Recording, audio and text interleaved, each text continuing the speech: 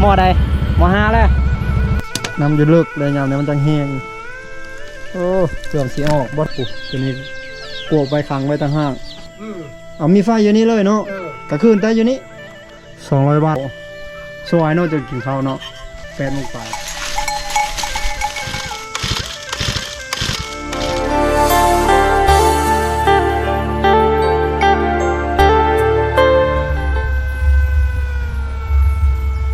สบายดีสวัสดีในยามเช้าๆตอนนี้ก็เริ่มสายๆออกมาแล้วเนาะเวลา8 โมงไปตอนเช้าเขาจะไปทางป้าพี่น้องเอ้ยเหตุการณ์วันนี้นะจะไปทางป้าอยู่เข้มหน้าตัวนี้เขาจะไปใส่จักรตัดหญ้าแล้วก็ตัวนี้แวตตากันนั้นที่เยอะกันนั้นเส้นไม้เส้นอย่างฟงเสตาแล้วก็โซมมือไปเราจะเดินทางไปหน้าแล้วประเดี๋ยว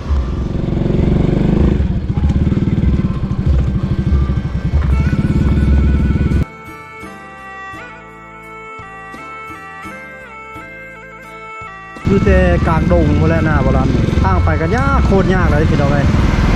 อันนี้เส้นทางไม้เลขเก้าเนี่ยมุ่งหน้าลงไปสู่สวรรณเขตแล้วก็เล่นตรงเลยนี่ลิสาวนักเรียนกำลังจะไปพรว่าห้องไหนนี่มอใดมห้าแล้วสาวมัธยมมสองนะบ่เอาขอให้ได้ที่ 1เด้อ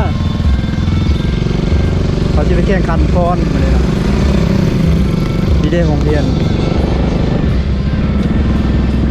แข่งขันพรของเรียนนี้มีฮอด2 ชั้นมาเลยตั้งแต่อนุบาลจนฮอดม.ปลายม.7เอาสีเหลวนี้หน้าเอาหน้ากันหน้าน้อยพอได้กุ้มกินข้าวแต่ละปีนะพอไปได้ซื้อข้าวเส้นทางไปเนี่ยก็เริ่มโหดแต่พี่แล้ว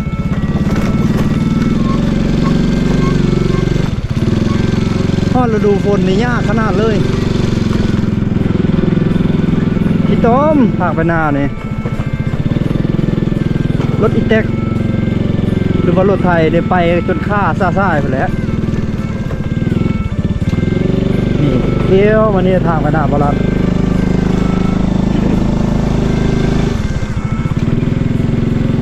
เกี่ยวอ้อมกับแพงของเฮียนนี่แหละทางก็จะแคบนิดนึงแต่ก็บอกเป็นปัญหาคือขี้ตมขี้โค่นทางมาลุกคุกข้างไก่เด้เปิดที่หอดหน้าเป็นดินที่ว่ามันบ่มีราคาเลยอยู่ในพี่น้องเลยต้องผ่านทุ่งหน้าทุ่งยางนี่ได้พี่น้องเลยฝั่งซ้ายฝั่งขวาในหน้าวัดแถวนี้เราโหดที่สุดแต่ละปีนะต้มขี้โคลนขนาดเลยแถวนี้นะระดมกันเอาหินเอายังมาใส่ได้จากซ้ำนี้นะเขาไปใส่หินใส่อย่างแห้งฉีกขนาดแห้งฉีโหด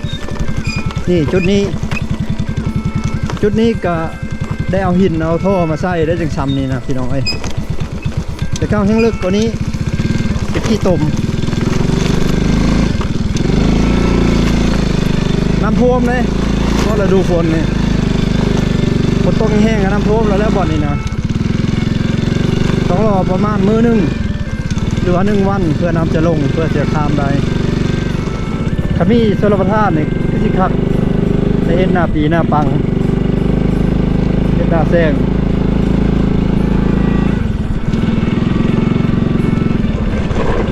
ท้ายเดือนมีนาแล้ววันนี้วันที่เท่าไรวันนี้27เราได้พี่น้อยวันที่27มีนาปี2569แต่นี่ก็เป็นที่อีก1 จุดคือกันนี่แต่นี่ตรงเพียงหัวเข้าแต่นี่มันหลายคนแล้วมันเว้ากันยากเดี๋ยวกัน3 ครอบครัว1 2 ครอบครัวนี่ก็สิเว้ากันง่ายอยู่เก็บเงินกันใช้แล้วก็เก็บทางแปลงทางดีๆใส่หินใส่อย่างหลายๆอันนี้มัน เส้นทางเขาชื่อว่ากันคนสองหมู่บ้านเที่ยวทางอันนี้นะมีฮอดแล้วแค่นี้แหละบรัดที่ทางเนี่ยต้นไม้ยังซีแฉงอยู่แค่นี้บริกว้างนะบ่ฮอดเฮกตาร์เท่านี้เฮ็ดหยังกระเทินปลูกไม้ก็กระเทินราคาไม้ก็ทึกๆนี่ตันหนึ่งต้นหนึ่งมีแต่แสนปลายก็กีบหนึ่งเดี๋ยวเราจะไปเอาจักตันจะฝากไว้เถียงมาเอาต้นฮับเลย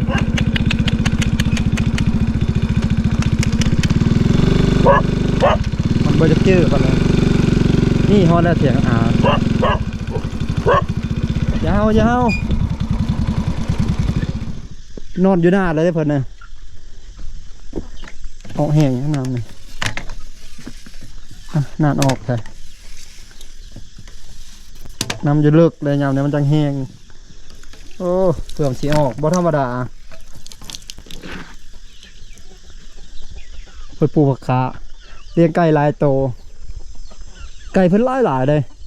เชี่ยวอยู่นี่ไก่น้อยนั่นเต็มเลยทั้งเป็ดพร้อมเพิ่นเลี้ยงโอ้ตัวนี้กวกไปขังไว้ตั้งห้างก็มีเพนว่าเชียดแบบนั้นแหละบอลัดกับพี่ดองเลย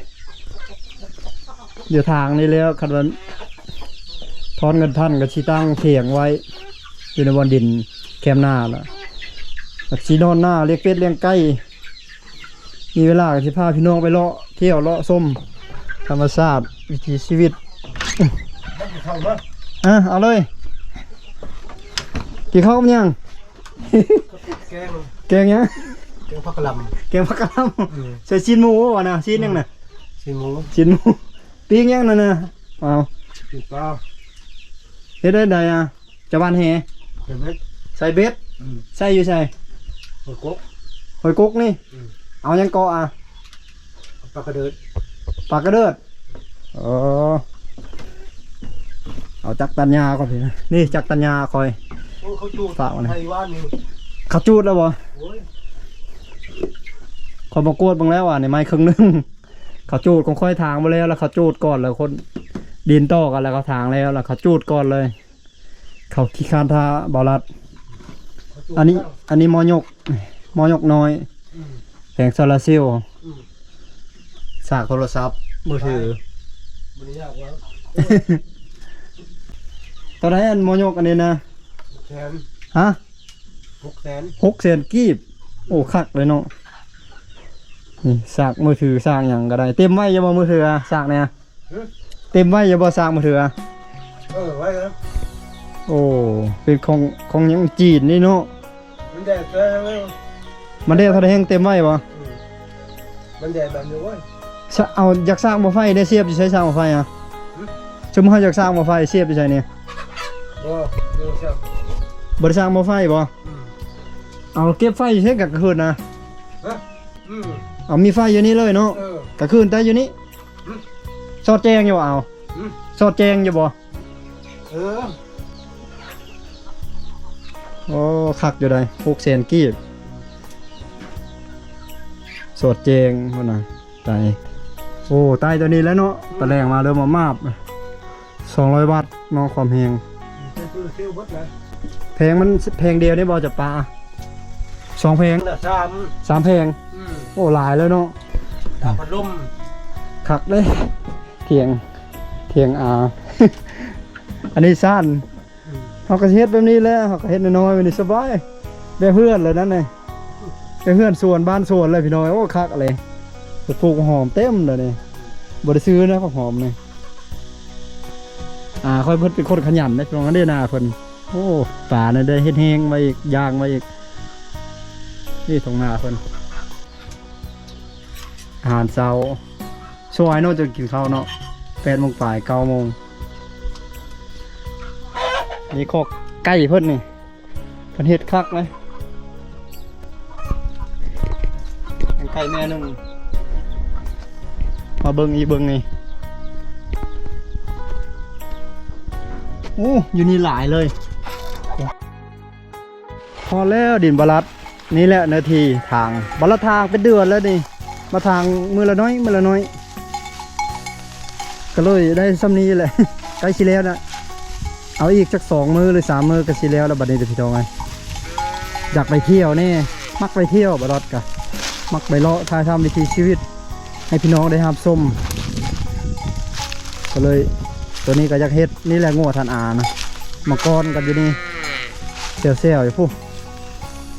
ย่างไปตะพุ่นเนี่ย4-5 ตัวอยู่พุ่นเนี่ยเรื่องก็มีกินยาอยู่ที่เนาะนี่แหละเถียงบาลัดกะโมเมนต์เถียงตูบกระท่อมพอได้ลบฝนตกแห้งสิเฮ็ดไม่ได้เงินก่อนสิเฮ็ดไม่เอาซ้ำเถียงท่านอาแล้วเฮ็ดน้อยๆเป็นนั้นเตะเฮ็ดให้มันกระทัดหัดให้งามๆไปตาหน้าอยู่นะ นี่แหละอันนี้ก็เป็นทรงไปจังอันนี้มันเท่ากับสีแปลงเอาตัวเก้าแหละแปลงแล้วก็ก่อออกขยายออกจังหน่อยแล้วก็ใส่อันเฮ็ดเพดานมันเอาอันนั้นมาเฮ็ดเอากระจาดเอาอย่างนั้นแหละกระจาดฝาไม่เฮียฝาไม่ไผ่นี่แหละทงนาบรัดนะเขาก็ได้ประมาณ50 ซอบแต่ละปีก็พอดีกุ้มกินแต่ละปีแหละพอไปได้ซื้อเขาแล้วเขาจะทางปลาเล่าแถวนี้แหละนี่นะเด็ดกำลังมาพี่น้องเฮ้ย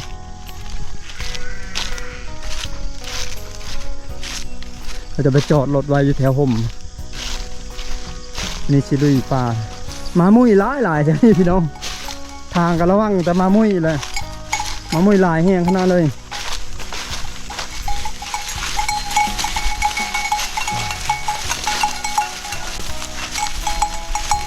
ต้นมะโหดตัวนี้หากกระซิเริ่มเป็นปีนี้แหละต้นบักใหญ่กันต้นไม้ธรรมชาติกับเป็นต้นไม้กระเทินมันกระเทินต้นน้อยๆมันบริใหญ่พอสิได้เลยเฮ็ดเทือนเฮ็ดเถียงเฮ็ดกระท่อมได้นี่นะนาซิบกับใดเป็นต้นไม้เนื้ออ่อนมัดเติมน้ำมันก่อนแปลงเท่านึงเลยเหมือนนั้นขาดนี่แตก130,000 กีบเอาตัวนี้ลงเอาบอลงนะก็ฮ้อนมัดนาเนี่ยตัวนี้กันเศษไม้เขาตาเนี่ยตัวนี้กัดน้ำเกาะ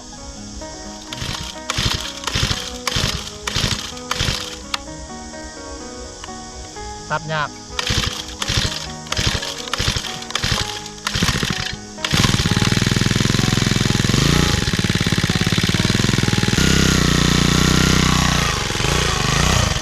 โอ้ยจะมันเป็นอะไร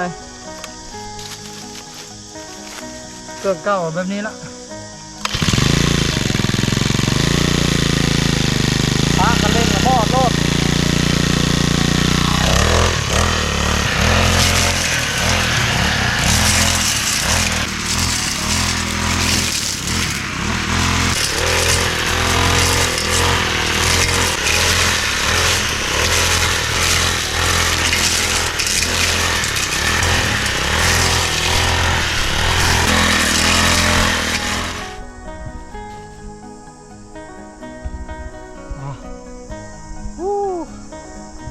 แดดแห้ง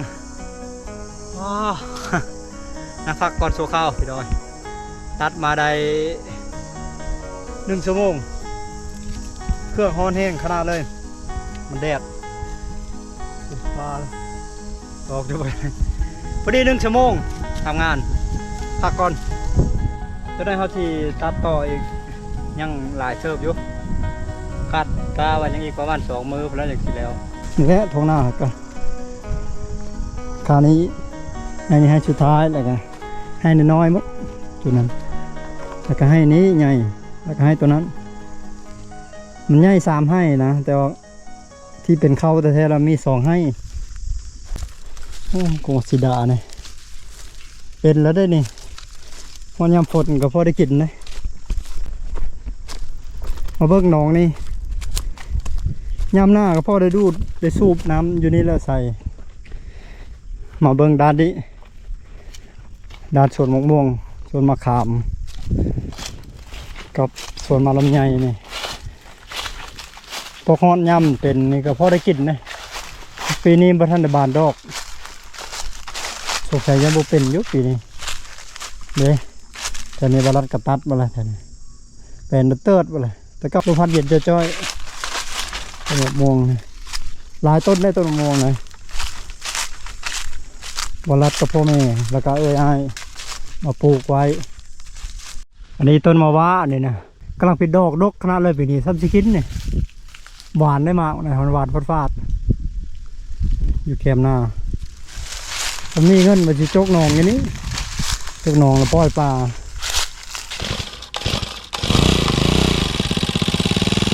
ตัดต่อลุยต่อพี่น้องเลย11 โมงเลยเดี๋ยวนี้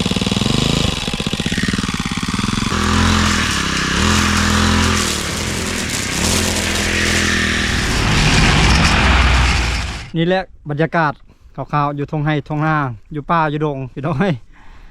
อ้าวหน้ากะขี้ดินก็เป็นขี้ดินมูลหอมๆหนึ่งดองไอ้น้องมี5-6 คนไอ้น้องบาลัดมี6 คนเป็นหน้ามูลดินมูลแต่ว่าบาลัดที่ทางไว้บางเทื่อกะกันมีเงินก็สิซื้องัวมาเลี้ยงเถื่อทางปลาไว้มัน8นั่นแหละขับมันโบ8มัน6 คนยามหน้ายุ่งเลยฝากทุกคนที่เข้ามาติดตามมาชมแล้วกดไลค์กดแชร์ให้เด้อแสดงความคิดเห็นนำเด้อพี่น้องเด้อกินข้าวเที่ยงก่อน